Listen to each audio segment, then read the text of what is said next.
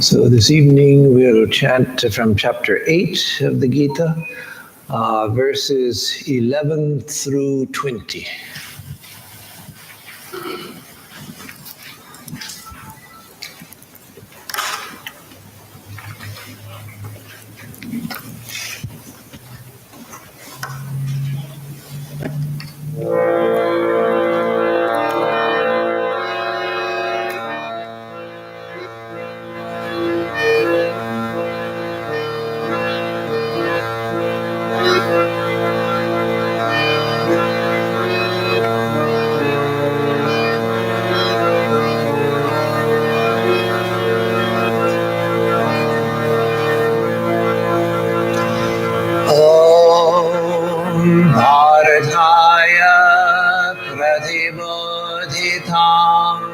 Bhagavata Narayana Swayam Vyasena Gratitam Purana Munina Madhye Mahabharatam Advaitam Ritavarshini Bhagavatim Ashtadashadhyayinim Amba Tvam Anusandadhami Bhagavad Gita Bhavadveshinim Vasudeva Sutam Devam Kamsachanuramardanam Devaki Paramanandam Krishnam Vande Jagadguru Mukam Karoti Vachalam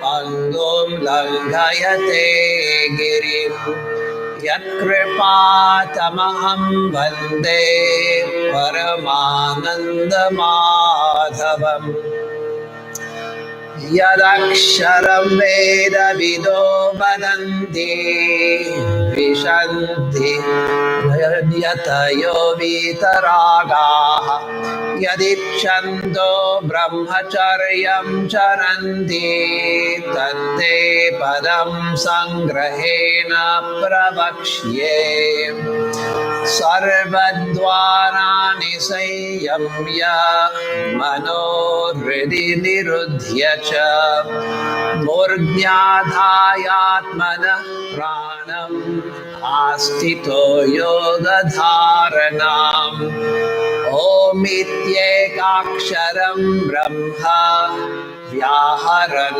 Mananusmaran Yah Prayati Tyajan Deham Sayati Paramangatim Ananya Cheta Satatam Yo Mam Smarati Nityashaha Tasyaham Sulabha Partha Nitya Yuktasya Yoginaham Mamupetya Punarjanma Dukhalayama Shashwatam Namnuvanti Mahatmanaha Samsiddhim Paramangata Abrahma Bhuvana Loka Punaravritti Norjuna Mamupetya tu Kaunteya Punarjanmana Vidyate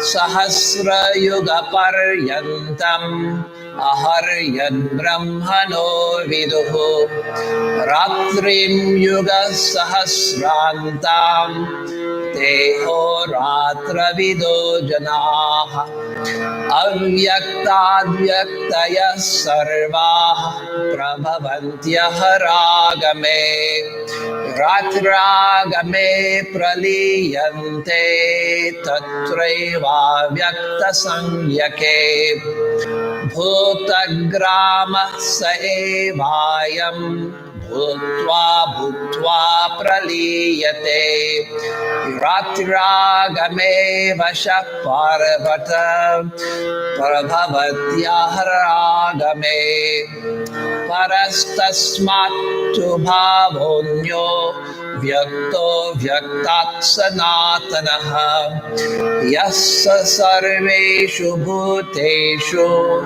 nashyatsu na vinashyati.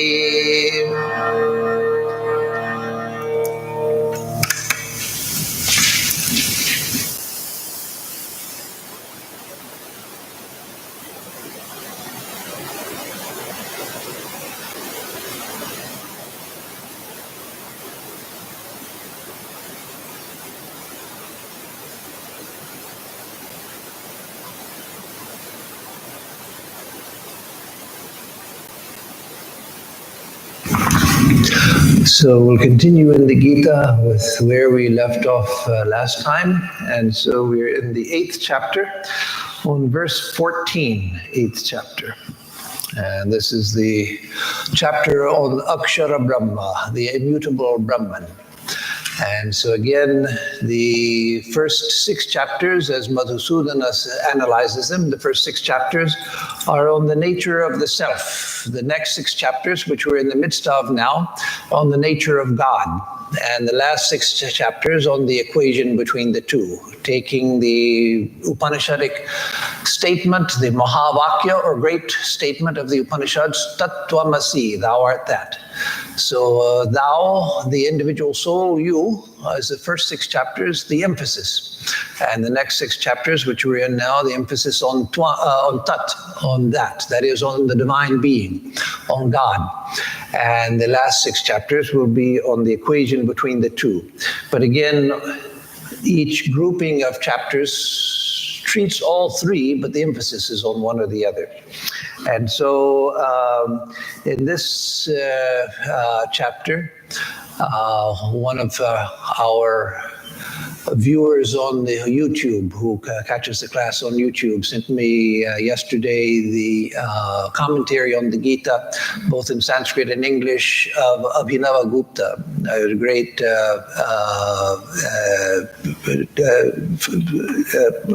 saint and scholar of Kashmir Shaiva philosophy. He is the most important figure in the Kashmir Shaiva philosophy. And so in his commentary, one of the specialties of it is that at the end of each chapter, he gives a single verse which encapsulates the meaning of the particular chapter or the intent of the particular chapter. And so for the 8th chapter, he says that the intent is to show that Brahman is everything. And that he takes primarily from the beginning of this chapter, where Sri Krishna answers Arjuna's question from the end of the 7th chapter. And he says what the nature of Brahman is, what the nature of the self is, what the nature of the Purusha is, etc. And the changing world, he answers 8 different questions of Arjuna and identifies everything in one way or another, with the divine.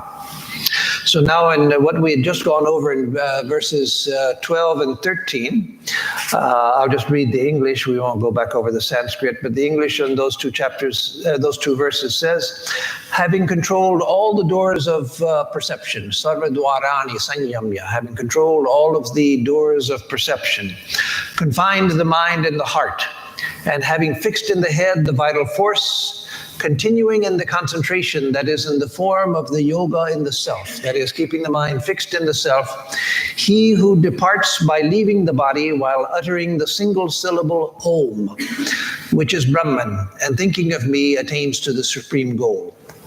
So one who, having fixed the mind in the heart, fixed the pranas in the head. Now this is the process by which one fixes the mind in the heart, which is the center, not the physical heart, not the blood pumping organ, but the heart which was recognized in all traditions. The Christian tradition, the Islamic tradition, the Chinese tradition, the Native American tradition, all traditions recognized that the higher mind was here in the heart. Again, not the blood pumping organ, but the psychic heart here. And so having fixed the mind there, and then there's an entry through the heart where one passes up to the head, and having fixed the pranas here, because wherever the prana is fixed, there the consciousness is also, as it shows in the Upanishads. Then one fixes the prana here, and then one departs the body. So that is at the time of death, as I explained last time in the experience of Swami Nikhilananda, when he passed away at Thousand Island Park in the presence of devotees at breakfast, just after the Brahmarpanam. Suddenly they saw his eyes rise to focused up here between the eyebrows, and he passed away quietly. And so that's because the mind being fixed in the heart, then it enters up through the sushumna, it comes here, the prana is gathered here, and then the soul leaves the body. If one is to go to a highly spiritual world, most people, they leave through the lower organs, but those who can fix the mind in the heart, then they can raise the mind here. And for that, as some commentators like Abhinavagupta, and I think, if I remember correctly, Madhusudana also, say that it's not that one has to practice fixing the pranas here beforehand. That's an automatic process, that if one has spent a long time thinking of God and has mastered the ability to think of God, then automatically this happens. So having controlled all the doors of perception, confined the mind in the heart, and having fixed in the head the vital force, the prana or chi, continuing in the concentration that is in the form of yoga in the self, that is joining the mind to the self, to the Atman, to the higher self. He who departs by leaving the body while uttering the single syllable Om, which is Brahman, and thinking of me, attains the supreme goal. So that you'll remember that in earlier verses in this chapter, he talked about the importance of the last thought at the time of death. That whatever we have made the most important thought in our life, that's what will come to us at the moment of death. And again, as Abhinavagupta explains, and as I said last time also, that's not something that happens accidentally. As I said last time, it's not that if you're crossing the street because you suddenly have a desire to go to McDonald's and get something to eat, and you're hit by a truck, your last thought was of a hamburger, so that determines your future life. No, it's not like that. If you are suddenly killed, hit by a truck from behind, that you have no preparation for it, then when your consciousness is leaving the body, at that time, that idea which has been foremost in your life, that will come to you at that time, whatever you do. So now in verse 14, he says, Ananya cheta satatam yo mam smarati nityashaha tasyaham sulabha partha nitya yuktasya yoginaha. So here he says, Ananya cheta, yo ananya cheta, who with a single pointed mind, that is, the mind is fixed on one thing, satatam, always, at all moments, uninterruptedly. Yo mam smarati, who remembers me nityashaha, throughout life.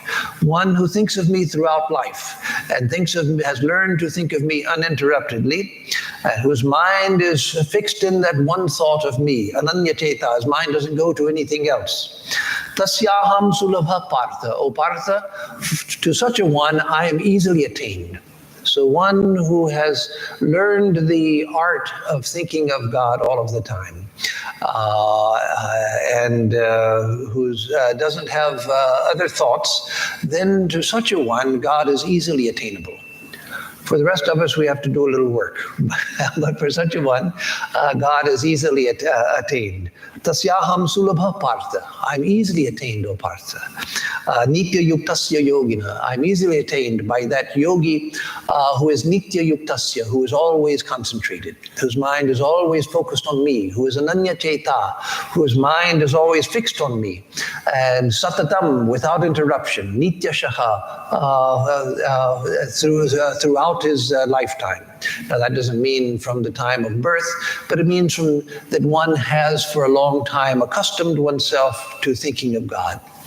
So again, the idea here is this verse is based on what has come before in this chapter, and that is on the importance of the last moment in life. That, as I explained in previous classes, that in the Hindu tradition, it's thought that the last moment is the most important moment in life because that determines your future course. And so, in one sense, all of our life now is a preparation for that moment. And so, if in that moment we have the awareness that we're going to pass away, if we know that we're going to pass away, if we're not hit by a truck on the way to McDonald's suddenly from behind, but we know that now we're passing away, then with the help of others, we can fix our mind on spiritual things, and thereby we can do better than we would just by chance if we were suddenly hit by a truck. Thereby we can, with the help of others, keep the mind fixed on God. So if we know that we are passing away, if we've in a fatal illness, we know that we're coming to the end. And many people, not just great saints, but there are many people. My own father was one who knew that his time was coming several months before it came. He was in perfect health. He was 93, didn't have any pharmaceuticals, he did everything that was unhealthy, and yet he had perfect health. No heart problem, no blood sugar problem, no blood pressure problem. Strong as a horse, and yet he announced 2 months before he died that he was going to die, and he did in a couple of months. And so if we know that either because we have a fatal illness and we know that our end is coming, or if we are lucky enough to know when we're going to pass away, then we can make preparation and try to do the best we can to keep the mind fixed on God. O son of Pritha, that is Partha, one who, having single-minded attention, remembers me uninterruptedly throughout his life, to that yogi of constant concentration, I am easily attainable. One other thing I should say, that I said that in one sense, our life is preparation for the last moment of life. But if during life we attain to a high state of devotion or a high state of concentration, a high state of meditation, then life and death have no meaning for us. Life and death have no meaning whatsoever.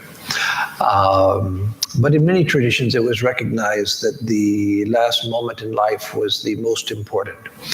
And they didn't have the same idea that your future life is determined by that last moment, but that's why, like in the Catholic Church, they have the last rites for someone who's dying. They come and give them the sacrament and holy water and so forth.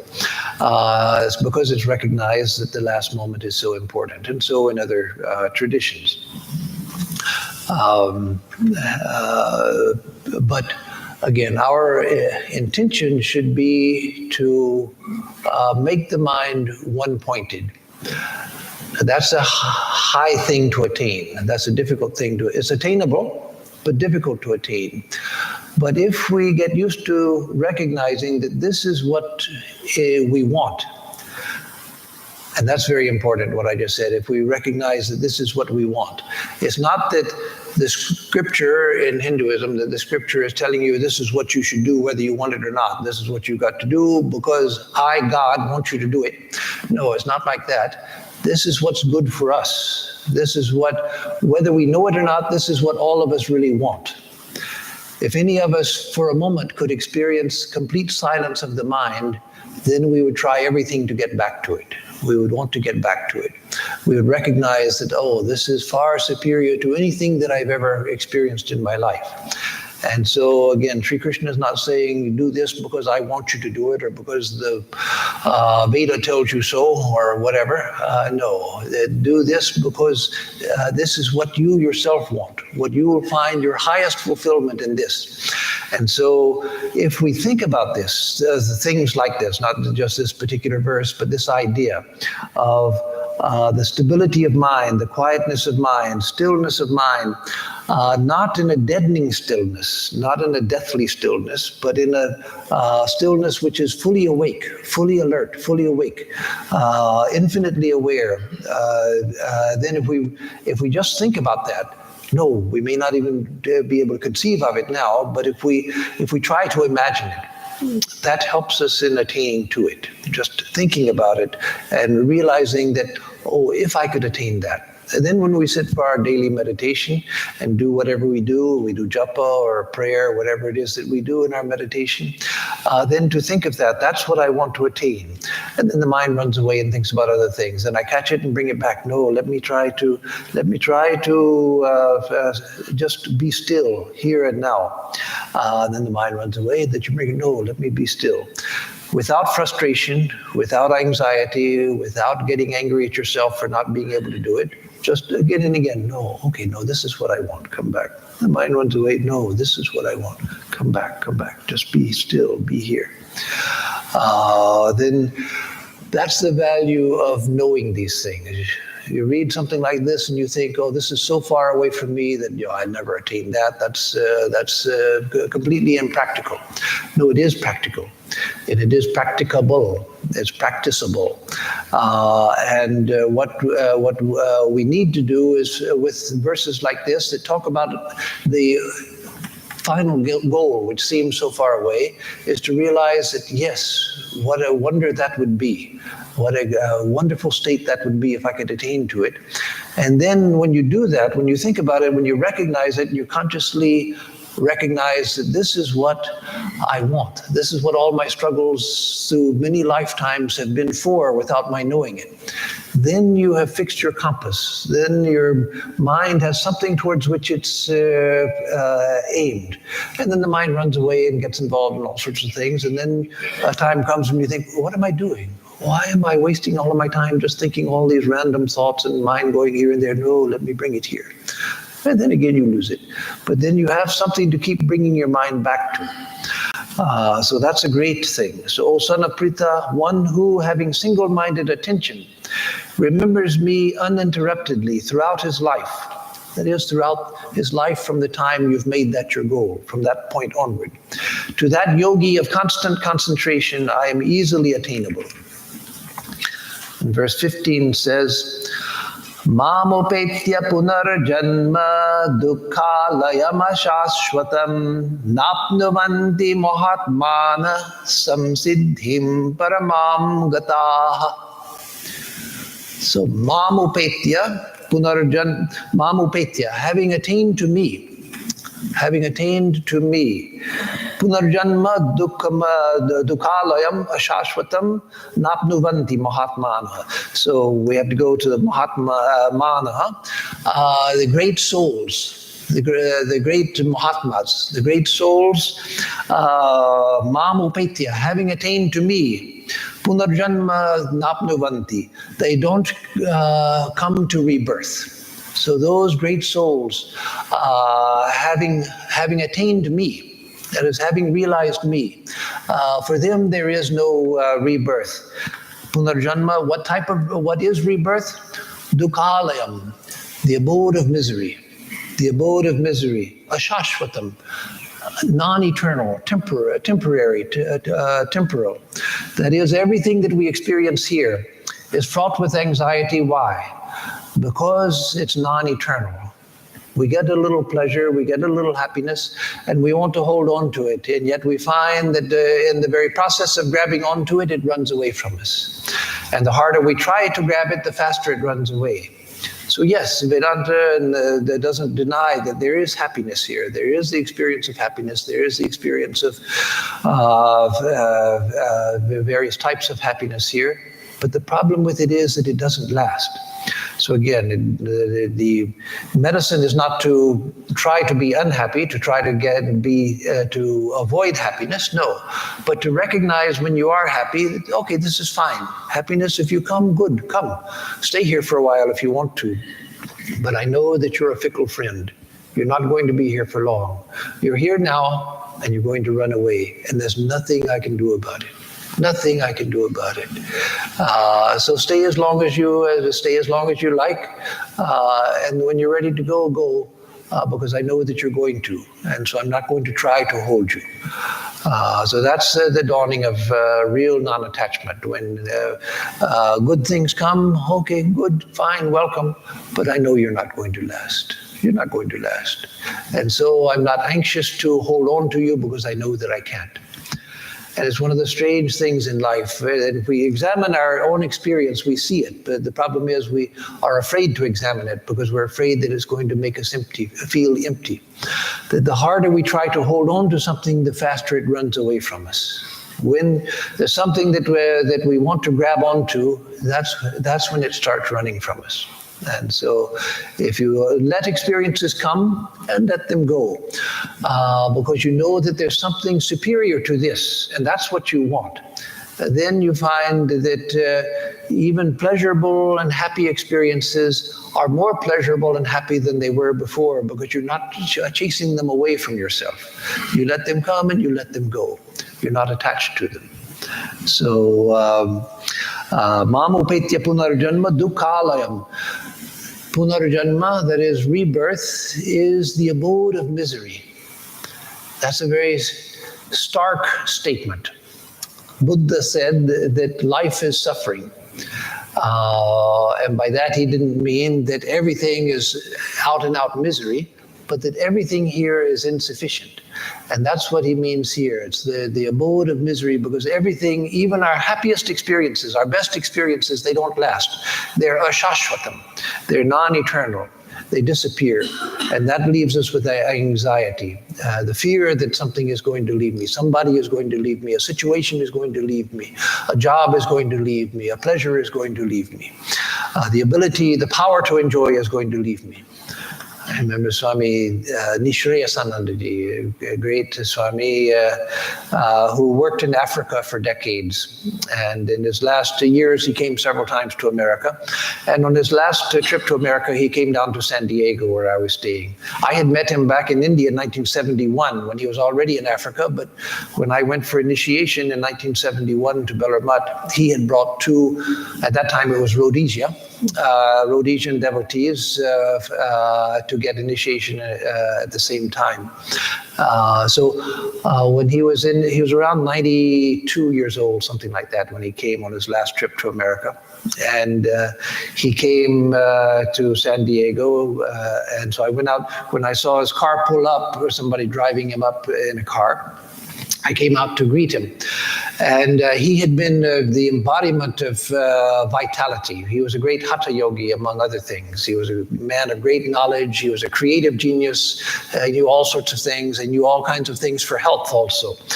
And he was known for eating practically nothing but bananas and milk. That was his diet, was bananas and milk.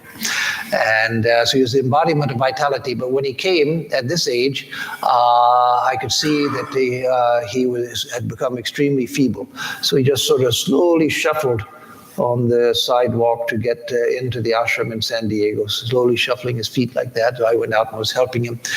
And he said that 9/10 of my sense organs have already gone to Ramakrishna Loka, and they're just waiting for their last 1/10. And so like that, we're afraid of losing the power to enjoy also. We're afraid of losing enjoyments and the power to enjoy as well. So dukhalayam, the abode of misery. Again, don't take that as being a completely negative statement, denying that there is pleasure. It's a realistic statement. A realistic statement that life, the amount of trouble in life far outweighs the amount of happiness in life. And so I remember when I was in my teens, I was 16 years old, 15 or 16, I must have been 16. I'd gone over to a friend's house, and this friend's mother had become a friend of mine also. She was very fond of me. And so one day when I'd gone to see my friend, this lady started talking to me while I was waiting for my friend. And she said that, I have a friend who tells her children that life is hard, life is miserable, so you better get used to it. Life is going to be hard, and don't think that life is a bowl of cherries. It's hard and it's miserable, so just get used to it now. And then she said, but that's not right. And I thought, yeah, of course it's not right, because life isn't like that at all. Life is just wonderful. It's just wonderful. Everything is so delectable in life. It's just a wonderful. Everything is experience, new experience. Everything is exciting. That's what I was thinking. And then she said, but when she said, but that's not right to tell your children that, and I'm thinking this, then she says, because they're going to find it out soon enough anyway. And I was so shocked. I'd never heard anybody say that. Never heard anybody say that they're going to find out soon enough anyway, that life is difficult. And that was a tremendous shock to me. I still remember it clearly because it was such a shock to me. I couldn't imagine it, because when you're young, young people go through all kinds of difficulties. From early childhood on, you go through all kinds of difficulties, but there's this tremendous vitality inside, and this hunger for experience and to see and to taste and to experience and to know and to understand and to get out there and experience life. And most of us, when we're young, think that the only thing keeping me from infinite fulfillment is my parents, who won't let me do what I want to do. My parents getting in the way. Even if I love my parents, they're still trying to keep me from my fulfillment. And then we find out once we get out from under them that, oh no, I was better off underneath them. So to recognize, again, not to take it in a depressing way, but to realize that this life is difficult. And that's the nature of life. That it's not because it's not because I haven't figured out the secret. Everybody else seems happy. That's another thing that's very strange in life. And it took me a long time to understand it. When I was a kid, I didn't understand it at all. I thought everybody else was so happy, everybody else had it together, everybody was together and fulfilled, and everybody just looked like they were just having a great time in life. And I thought, I'm the only one who's having trouble. And then when you grow up, you find out, everybody thought that I was one of the others who was happy and had everything together, and that they were the ones that were, for some reason, didn't have it together. And so, no, that's true for everybody. Even recently, somebody came to me and asked me about that everybody else seems to be so happy, but why am I not happy? I said, no, if you could see into people, you'd see that they're not so happy. Nobody is that happy. So again, it's not that everybody is walking around miserable and with a sad face and all of that. No, and you shouldn't. Swami Vivekananda said that if you feel like you can't put on a pleasant face, then stay in your room. Don't go out and infect everybody with a miserable face. And that's true. So that doesn't mean go around and look like a sourpuss all of the time. But at the same time, though it's good to think positive thoughts, it's good to be positive about things and about other people and everything, we recognize that life is difficult. There's no way around it. And so, O Arjuna, all the places, it's back here. As a result of reaching me, they do not get rebirth, which is an abode of sorrows and is impermanent. Samsiddhim paramam gataha, because they have attained to the supreme perfection. Samsiddhim, supreme perfection. Samyak siddhi, the supreme perfection. Paramam, the supreme unexcelled perfection. Gataha, they have gone to, they have attained to. So because on account of being high-souled, they attain the supreme success. High-souled Mahatmana, because they're Mahatmas, great souls.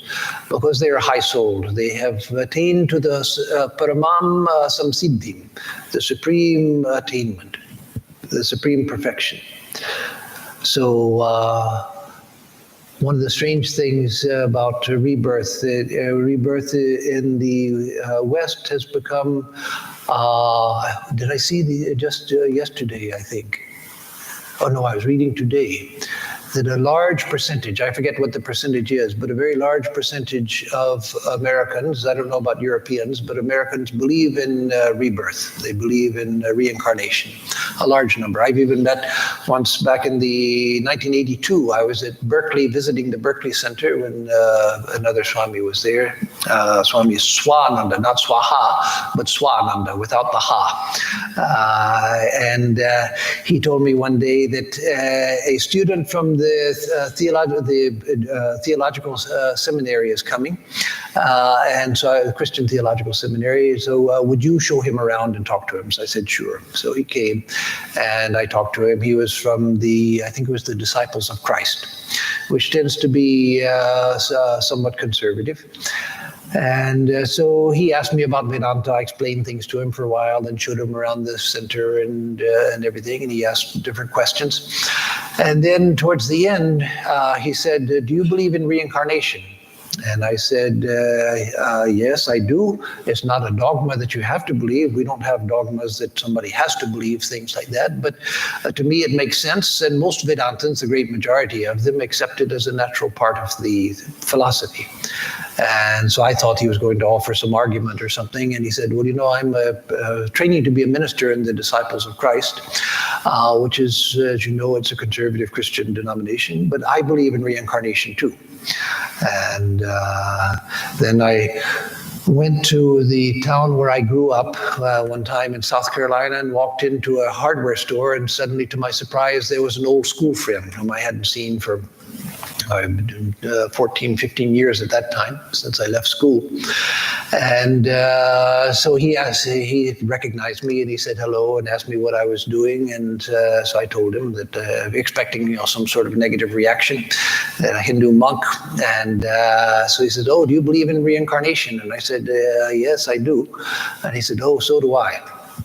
And my own aunt, who had nothing to do with India or Hinduism or Buddhism or anything like that, she believed in reincarnation. And so it's a widespread belief. But I said that the strange thing about reincarnation is that in the West, oftentimes, the idea of reincarnation is that's great. I get to come back more and more and do all kinds of things. And then in this life, there are all kinds of things that I can't do. So next life, I'll catch the things that I can't do now. Another strange thing, this is a little tangential, but another strange thing about the belief in reincarnation here is that people who often claim that they remember past life, and there are people who do, but many people who claim to remember past life, it's more romantic thinking. You find that the most ordinary people, when they remember their past life, they were Tutankhamun or Cleopatra or Julius Caesar or somebody like that. They were never a garbage collector or a street sweeper or somebody like that. But again, the purpose of reincarnation is not to reincarnate.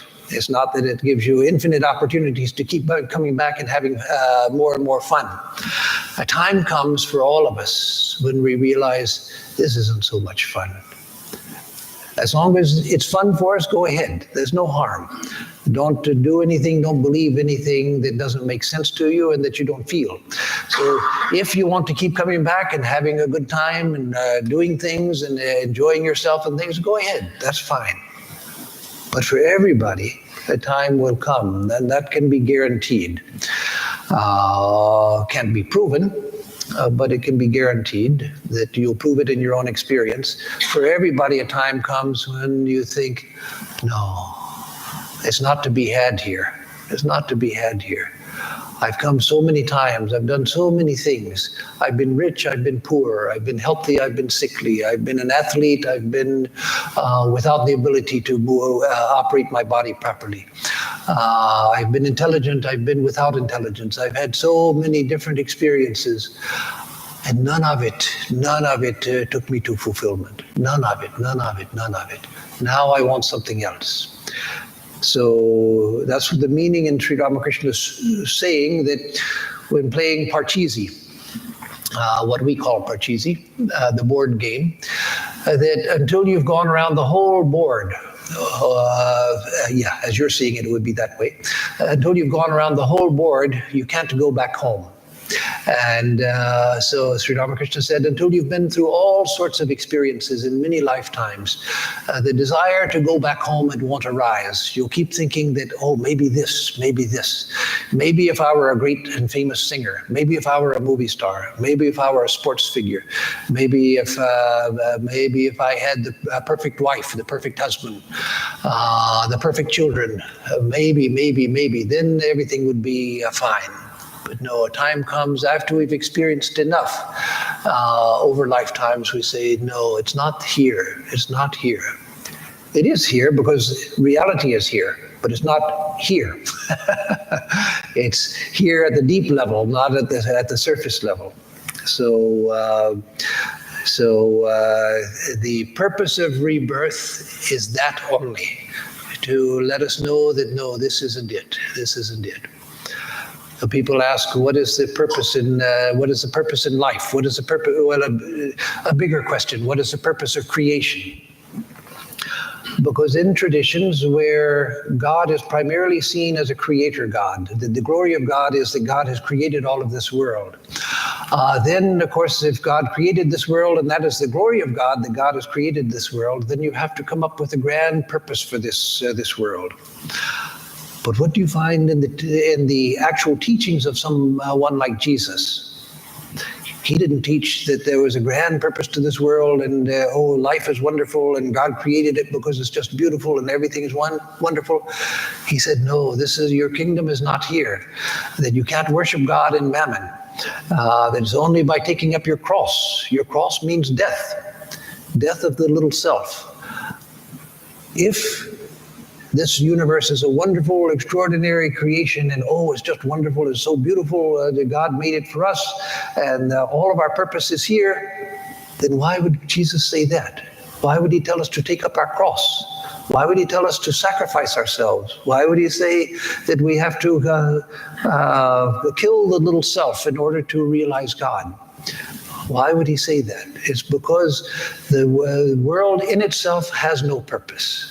People always want to know, what's the purpose of life? There's no purpose to life. In itself, the purpose in life, the only purpose here is to go to reality itself, is to get to God. God is the meaning. God is the meaning. God is the purpose. And so it's a hard thing to understand, because all of us want to see, because there are beautiful things here, extraordinarily beautiful things here. And that I don't deny that, the things that are inspiringly beautiful, and music and art and nature and so forth. And so it's not that you can't enjoy that. Yes, enjoy it. But if you know that beauty is coming from infinite beauty, a place of infinite beauty, is a little bit of that is manifesting in this beauty. So you go through that beauty, the experience of that beauty, the enjoyment of that beauty, you go back to the source of all beauty. Then you see that, no, the purpose of life is not here. The purpose of life is not in life. It's in getting back to what I've forgotten. And so that's why it's a very strange doctrine at first, but it's a true doctrine, that we see the world the way we see it because of ignorance. That's very different from saying that this world is the wonderful, extraordinary creation of God, and God's glory is the beauty of the heavens and the beauty of the earth and the beautiful beauty of the animals and plants. Yes, there's beauty in all of that, certainly. Don't deny that. But we are in a state of forgetfulness, and that's why we see the world that we see. And the purpose is to unforget. And then we go back to infinite beauty, infinite knowledge, infinite wisdom, infinite love. And then if we come back and see this world again, we see it completely transformed. Then we see it as a divine world. As Swami Vivekananda said, then this world itself becomes a heaven. Not a heaven of enjoyment or a heaven of family reunion where you sit around eating fried chicken and potato salad and enjoying yourself with your family and so forth. No, where you see divinity everywhere and in everyone. You see beauty everywhere and in everyone. You see perfection everywhere. So that is the purpose. So there's no purpose to creation. Creation is forgetfulness. There's purpose to getting our memory back, to remembering what we've forgotten, to remembering the divine. So as a result of reaching me, they do not get rebirth, which is an abode of sorrows and is impermanent. Because on account of being high-souled, they attain the supreme success, the supreme perfection. And verse 16 says, Abrahma bhuvanal loka punaravartinorjuna mamupetya tu kaunteya punarjanma na vidyate. Abrahma bhuvanat lokaha punaravrittino Arjuna. So, O Arjuna, these worlds from the world of Brahma throughout all of the worlds are places from which we have to come back. Now, there's an exception to this, which I'll say in a moment. But all of the worlds that we go to, this world and other worlds that we may go to after death, and those worlds are not out there. That's a very gross way of looking at it, that there are other worlds somewhere out there that we go to. No, all of the worlds are right here. At the time of death, this disappears and another world appears. We never go anywhere. We're always right here in the same place. Even if we travel in this world, it's only this body moving in relationship to other bodies, but we're always in the same place. When we go to sleep, we don't go to a dream world, which is up on the moon or on Jupiter or somewhere. No, this world disappears and a dream world appears. When we die, this world disappears and another world appears. And so the various worlds, celestial worlds and inferior worlds, all of those are right here. But going to those doesn't solve the problem, because from all of those, avartino Arjuna, O Arjuna, those are worlds from which we have to return. Those are worlds from which we have to return. Mam upetya tu Kaunteya, but O Kaunteya, O son of Kunti, having attained to me, Mam upetya punarjanma na vidyate, then rebirth doesn't exist. Rebirth does not exist. You think, but I want to come back. My friends are here, my loved ones are here, my family is here, my things that I love so much, they are here. No, if we attain to God, then we realize that in God is everything. There's no loss whatsoever. Whatever we get from the little things of this world, it's there in infinite measure, infinite measure. And so we don't lose anything by attaining to God. It's by seeing little reflections in the baubles of the world that we think, oh, this is so nice, I want to have this, I want to have that, I want to have that. But if we find God, we find that everything that we ever sought is there. The whole of it is there, in infinite measure, unimaginable. The great German mystic Meister Eckhart, the 13th and 14th centuries, he said that when we attain to the experience of God, and he was a non-dualist, when we attain to the identity with God is what he was talking about, then no sacrifice that we could ever have done in this life will seem worthy of that. It'll be so far above anything that we could imagine. It's completely unimaginable, completely unimaginable. Achintya. You can't, it's completely unimaginable. Then we attain to that. And so thinking that, no, but I don't want to leave the things that I love and the people that I love here. No, when you attain to that, you find that how foolish I was, how foolish I was. So even now, if we can begin to understand that, if we can conceptualize it, if we can understand, at least in mental terms, in the imagination, then that helps us. It doesn't mean that the things that you like, that you get rid of them. No, that's okay. You don't need to do that. But realize that what you really want is that. What you really want is that, is the infinite. And these other things, they come and go, and that's okay. Let them come. And if they go, let them go. That's okay.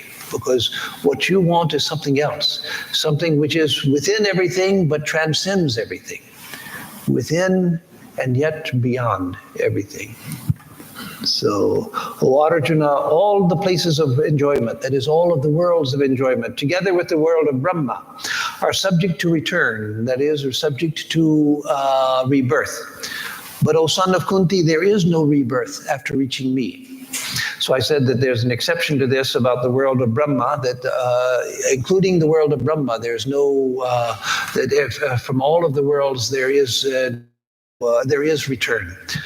But Brahma Loka is the highest world, the most spiritual world, and if one has attained a high enough state in this life, and that doesn't mean enlightenment, but a high enough state of devotion and understanding in this life, then on passing away, one goes to Brahma Loka and doesn't come back. Now, other people who have been very virtuous and who have been spiritually minded may go to Brahma Loka for a time, dwell in a realm of deep spirituality, and then come back, take a birth again, and continue their journey. But with the advantage of having that experience behind them, even if when they're born they don't remember it, but the imprint is there. It's become a force within their character. And so when Holy Mother said, Sarada Devi and Ramakrishna said, that at the last moment, at least, they will come for their devotees. Those who are devoted to them, they will come for them at the last moment at least. That means that if we're devoted to them, that has opened a channel of communication whereby they can come for us and take us to their world in Brahma Loka. There we'll remain for some time in a highly spiritual realm in their company. Then we have to come back and take birth again, but with a great advantage that will push us forward into the spiritual realm much quicker, advance our spiritual progress. And if a person has attained a high enough state, again, not enlightenment, but a high enough state in this life, then they go to Brahma Loka and never return. Then that's what's called Krama Mukti. So in Vedanta, there are three types of liberation: salvation, liberation, enlightenment. One, what we aim for is Jivan Mukti, liberation while living. That is the full experience of identity with God here and now, where there's no question of coming and going. We're free, completely free here in this life. That's rare. In every generation, there are few in the world who have attained to that, but only a handful who have attained to that at any time in the world, so it's rare. Then there is Krama Mukti, those who have attained to some spiritual advancement here, enough so that when they die, they go to the world of Brahma, which is a highly spiritual realm.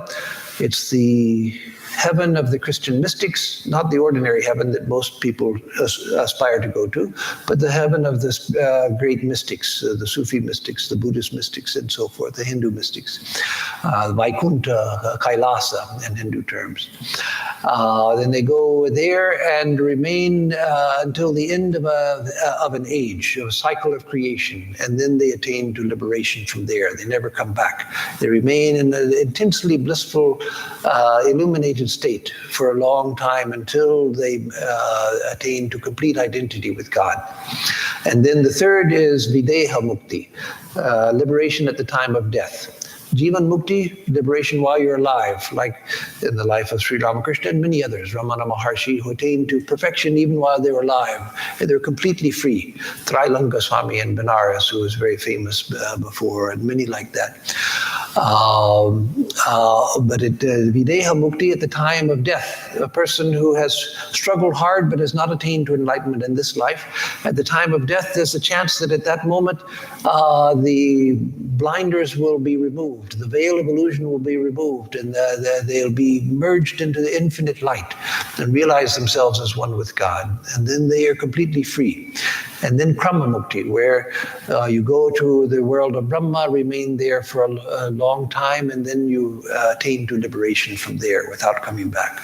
But again, for most people who go to Brahma Loka, those who are devoted enough to get to Brahma Loka, then they go and remain there for some time, and then they come back to continue their spiritual progress. So Holy Mother used to indicate that Sri Ramakrishna promised that he would come for those who were devoted to him, and that one's liberation was then sure. If not in another lifetime, in a couple more lifetimes, then one's liberation would be assured. It's just a question of time for us to work out our karma. So Arjuna, all the places of enjoyment, together with the world of Brahma, are subject to return. But, O son of Kunti, there is no rebirth after reaching me. So now let me stop here and see if there are any questions, because the next verse continues from there, but it goes in another direction about the yugas, the ages, the yugas and kalpas, and the northern path and the southern path of the soul. So Jiten Sanchali here in the front, she has a question. She had one last week too, but she never got asked. Maharaj, so according to your definition, the holy trio were Jivan Muktas. What is my definition of what about the holy trio? The Jivan Mukta, the Krama Mukta, and the Videhi Mukta. The holy trio were Jivan Muktas? Oh, they were in a special class. They were Avatar and Ishwara Koti. So Holy Mother wants... there is another class. There is another class, yes. They are enlightened. They are free, but... Holy Mother said about Sri Ramakrishna once she went into a deep state of samadhi, and there Golap Man, Yogin Man, maybe one or two other women devotees were sitting around her and saw that she had gone into a very, very deep state where she was completely unaware of the world around her. And after a long time, they began to see the signs of awareness returning to her. Her breathing became normal again, and there were other signs that she was big, but she wasn't yet aware of her immediate surroundings. But consciousness was beginning to come back to her person, and from where it had been in a very transcendental state. And she began to talk to herself. And she said that no one knows how Sri Ramakrishna suffers. It's seated within the hearts of all, just waiting for people to turn their attention to him. And she was speaking of Sri Ramakrishna not as the man Sri Ramakrishna, but as God. As Jesus spoke of himself as God, and Krishna here speaks of himself as God. Seated within the hearts of all, seeking the hearts of the devotees, and yet how few turn their attention towards him. She said that for Sri Ramakrishna, there is no liberation. He comes again and again for the salvation of the world, that he comes back again and again. And Sri Ramakrishna himself said that when he came, he brought his antarangas, his inner circle, with him. And so when he told Holy Mother that I'm coming again in a few hundred years and you will have to come with me, Holy Mother said, no, I'm not coming. And he said, no, you have to come. And he said the same to Narendra, to Swami Vivekananda, that you will have to come.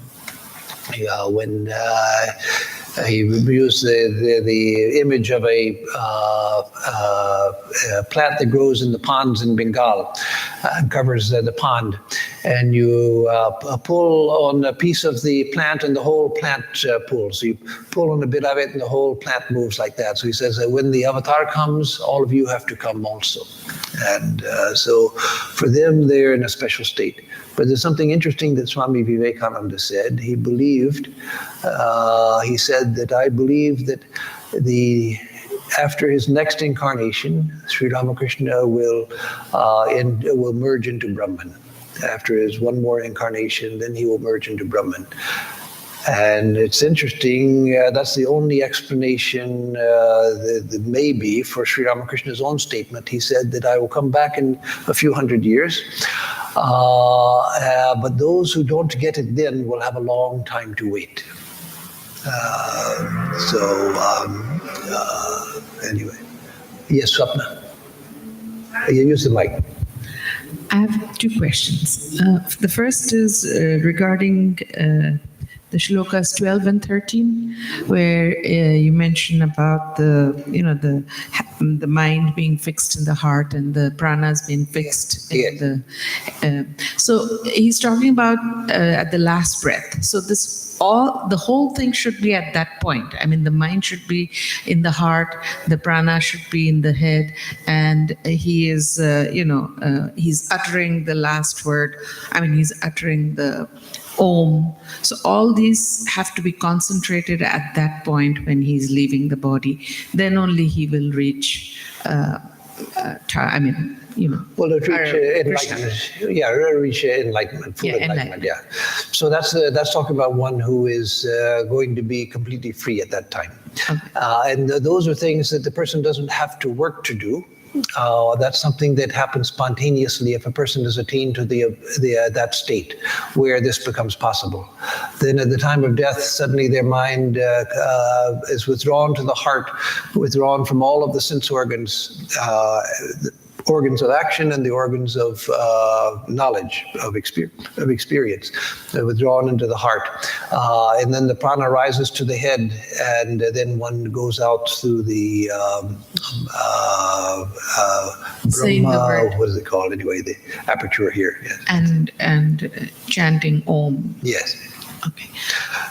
But for the rest of us, it's good to chant Om or our mantra when we're passing away. Yeah. Oh, okay. So the next question.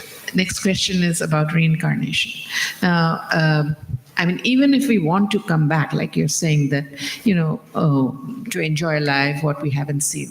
Next, there's no guarantee that we will remember what we didn't enjoy in the past life, and that's why we have come back to this life to enjoy. And the second thing is when we practice, spirituality.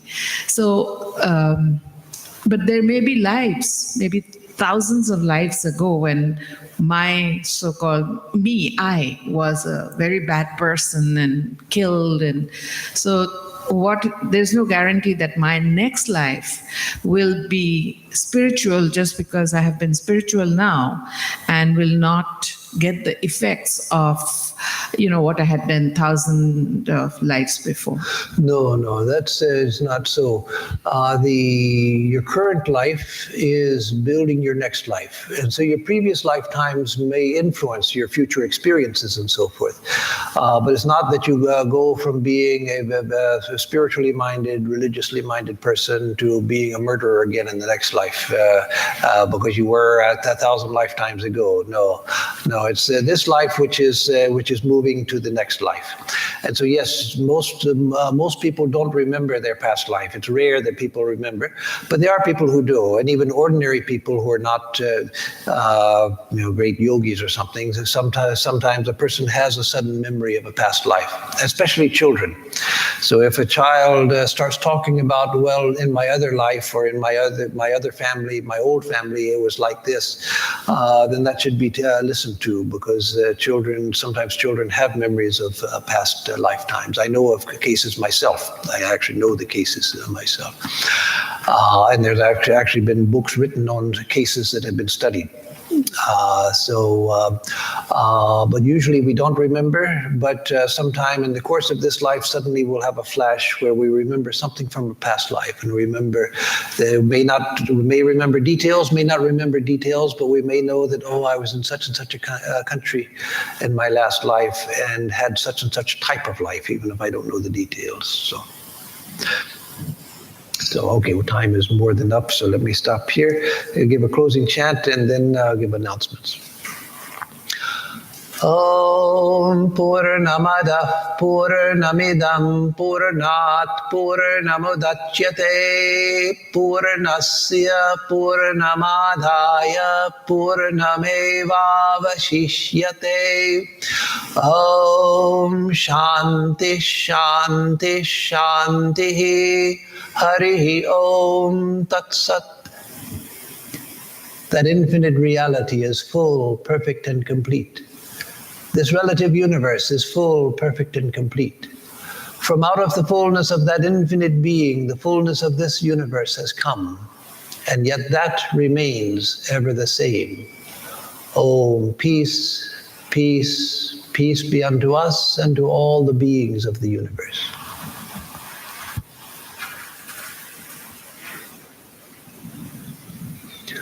So for announcements, on Thursday we'll have the usual class on the Gospel of Sri Ramakrishna at 11 o'clock in the